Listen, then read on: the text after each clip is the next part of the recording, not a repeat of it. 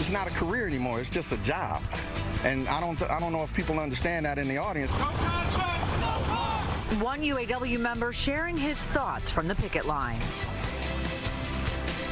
Volunteers have come to this West Side neighborhood in Detroit to clean up and remove blight.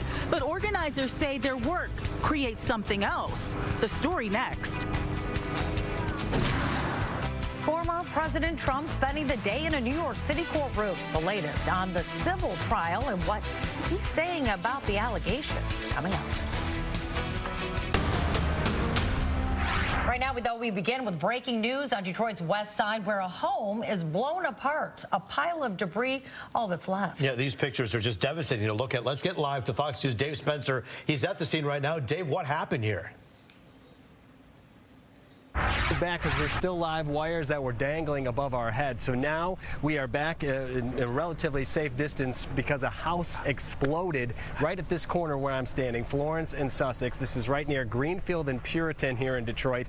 And just minutes ago, we were able to confirm through the fire department here that one person suffered minor injuries, so minor, in fact, they refused to be transported to the hospital. When you get a look at the damage from above, you'll see how remarkable that truly is. This all happened right around 4 o'clock this afternoon. That's what we were told by people who were living in the area. They said they heard the blast as far as 6 blocks away, thinking that it was coming from their house literally next door. That's how loud this was. They went outside. They saw all the emergency crews coming towards them. They realized the extent of this damage, and when then they got there, they kind of were able to assess what was going on. And then when we were on scene, after fire crews had already arrived, somebody claiming to be the homeowner who had apparently had just listed this house for sale and was working on the house in the process of trying to flip it and sell it, arrived on scene trying to flag down the firefighters and let them know that they were the homeowners and that they had left 45 minutes ago. We overheard her tell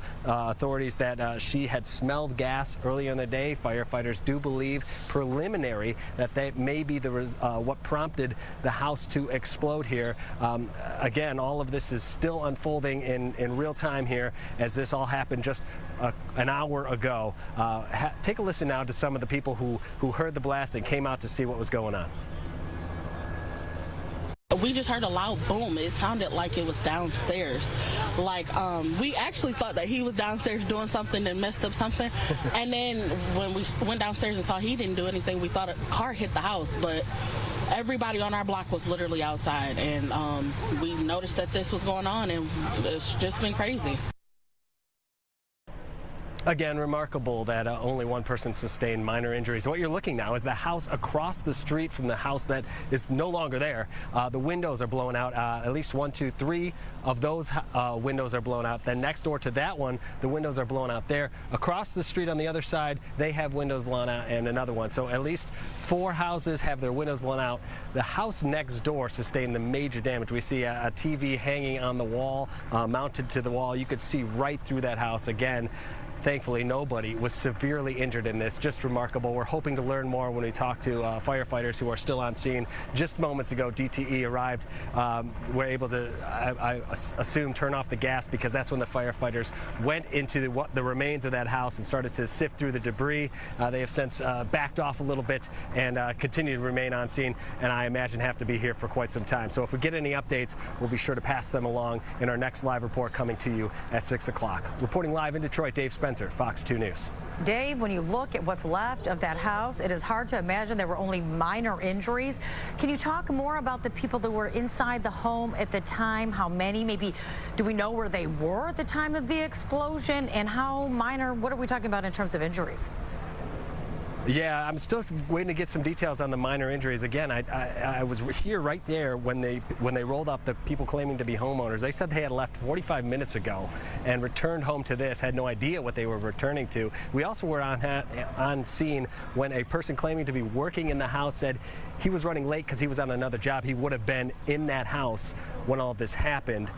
So whatever delayed him likely saved his life. So just remarkable, some of the stories we're learning here. Again, we hope to learn more once we talk to firefighters who are still processing the whole scene. Oh, absolutely. We know this is just the beginning of the investigation, and we will check in with you in later editions of Fox 2 News. Dave, thanks. Well, we are now on week 3 of the UAW strike, and a new report finds it's already cost the U.S. economy nearly $4 billion. But union workers remain committed to their fight for better wages and benefits. Let's get live to Fox News' Camille Amiri. She's been covering the strike from the beginning. She joins us now live from Centerline with the latest. And Camille, what's the mood out there now? Well, it's quiet right now. There's just a few strikers behind me. A lot of them are off to the side taking a short break. Obviously, it's really warm today. They are manning this picket line 24 hours a day, of course, in shifts. Take a look.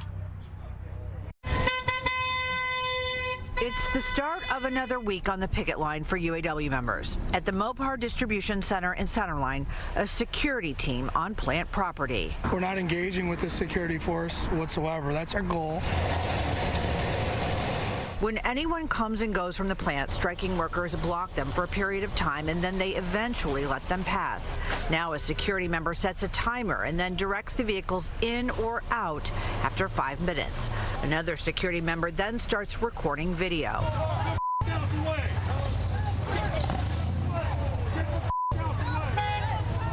Last week, we saw things get heated after a car intentionally bumped into picketers. We're trying to be very peaceful as we possibly can.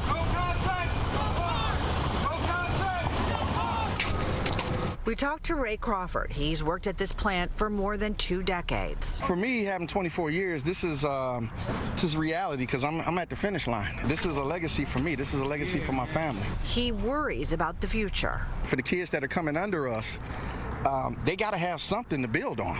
They have to have something to build on. There's people here that's just here and you know, working on tier wages with hyperinflation. It's crazy. I don't know how they're doing it. I really don't. I'm struggling, so I don't know how they're doing it. And Fox 2 has learned that there are replacement workers inside the plant. They are dropped off every morning. A charter bus drops them off and then picks them up later in the day. We have not seen this happen, but we have learned that they are in place, keeping the plant going. Of course, replacement workers, the real term, of course, the slang expression that you hear so much is scabs. And you've heard some of the people here yelling at people coming in, scabs, go home. But everything remains peaceful today. For now, we're live in Centerline. Camille Amiri, Fox 2 News. Yeah, Camille, you take a look at the number of layoffs that have happened because of the strike across the country. Close to 4,000 jobs already hanging in the balance, laid off for now. The impact is real. It's hurting many of those families. So let's talk about progress. There's one bright point here. I know Sean Fain has said there's been significant progress in talks with Stellantis. That could serve as a model if they come up with a deal for the other two as well. Yeah, and you know, first we heard significant progress with Ford, so there were no more plants, you know, being told to stand up, and then we see Stellantis. Ford's back in the mix, and then Stellantis is doing well. So really, when you've got the big three, it's tough because all three are at the bargaining table with the UAW. They all have different ideas, but they all have to come to an agreement that everyone can live with. People here, you know, they want to go back to work. They don't want to be on this picket line, but they say right now they have no other option. They'd rather be back at work instead of getting strike pay each and every day, but they're making a point, one that they're hoping that the big three will hear. Camille Amiri for us live tonight. Thank you. Tragedy on the water over the weekend. A Warren man drowns while boating on Orchard Lake. The Oakland County Sheriff's Office says a 30-year-old man jumped off a pontoon to swim around 6:45 last night. He started to struggle in the water, so a friend threw a life jacket and then jumped in the water to help. But the victim went under before the friend could get to him. Dive teams found his body a few hundred feet from shore. Well, fast cars and gunfire. Tonight, Michigan State Police are investigating an officer-involved shooting in Detroit. Sunday morning, officers were called to the area of Lance and Danbury near the old state fairgrounds there for a report of drag racing. When they got there, they found a number of cars in the area. Investigators say one of the drivers hit an officer with his car while trying to leave the scene. The officer firing a number of shots at the driver. Both the officer and the driver were taken to the hospital. The driver is now recovering in the ICU. A local nonprofit and a team of volunteers are spending the week making a difference in one Detroit neighborhood. They're removing blight and improving the quality of life for people who call these streets home. Fox 2's Ingrid Kelly shows you how they're helping. A major cleanup and blight removal project kicked into full motion on the west side of Detroit with the arrival of these volunteers. We've developed a model that is proven to work. We do neighborhood revitalization that lasts. Over 6 days, Life Remodeled has organized 5,000 volunteers from companies like Amazon to come out and roll up their sleeves to operate lawn equipment, sweep debris away, trim overgrown brush, and remove blight on vacant properties and property belonging to seniors, vets, and people who have disabilities living near the former Cooley High School. And I actually grew up 5 minutes from here. So when I saw this opportunity to be able to volunteer, give back, clean up the blight, I felt like I was giving back twice. One for Amazon and two for the Detroit city that I love in my neighborhood. This is the second year in a row that Amazon has been a sponsor for Life Remodel's 6-day cleanup. Amazon's focused on not only being a great employer, but a great neighbor. There's 30,000 Amazonians across our state, but so many call Detroit home. And those who call this neighborhood home, where volunteers are hard at work, are grateful for the outreach of support. It's good to have help, someone else to say, well, listen, I'll do it for you. And we are very appreciative. As volunteers continue their work in the neighborhoods, they're not only cleaning up, they're also reducing crime. Proven by the City of Detroit Police Department to reduce crime. They've shown us statistics after our projects, and in fact, 1 year crime reduced in a 10 out of 11 categories, including a 47% reduction in homicides. Criminals can't hide in overgrown brush, and children have safer walks to and from school when blight is removed. Volunteers will meet each day of the project at Cooley before going out into the neighborhood. It's a project that not only uplifts the community, but it also unites those who serve. You're going to see people from all different walks of life, different races, different religions, different socioeconomic backgrounds, working together as one. In Detroit, Ingrid Kelly, Fox 2 News. It's called Trump Tower, but the man behind the name could lose control of that and other properties because of allegations of fraud. Former President Donald Trump in a New York courtroom today for opening statements in the case. Fox's Anna Eliopoulos has the latest.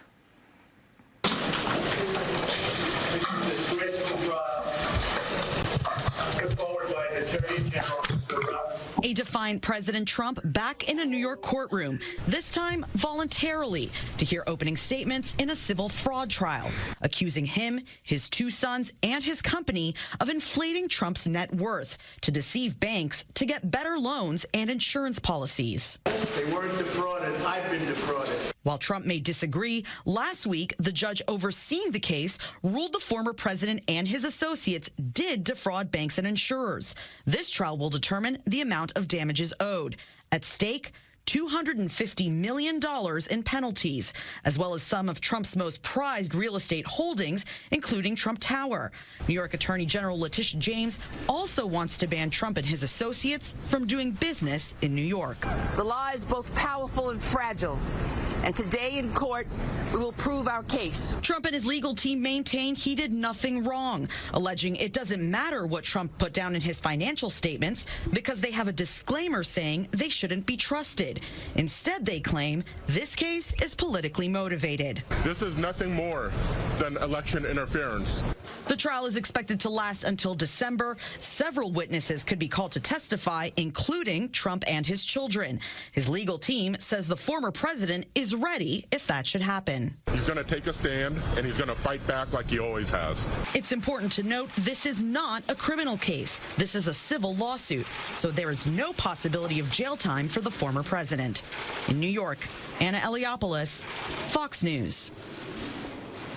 Well, the Powerball jackpot just keeps on growing. Nobody matching all of the winning numbers over the weekend. That means tonight's prize is a staggering $1.04 billion.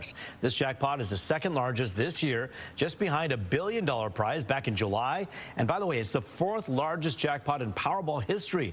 Tickets are $2 a piece. They're sold through 9:45 p.m. The numbers are pulled 1 minute before 11 o'clock. Of course, we'll bring you the winning numbers tonight on The Edge at 11.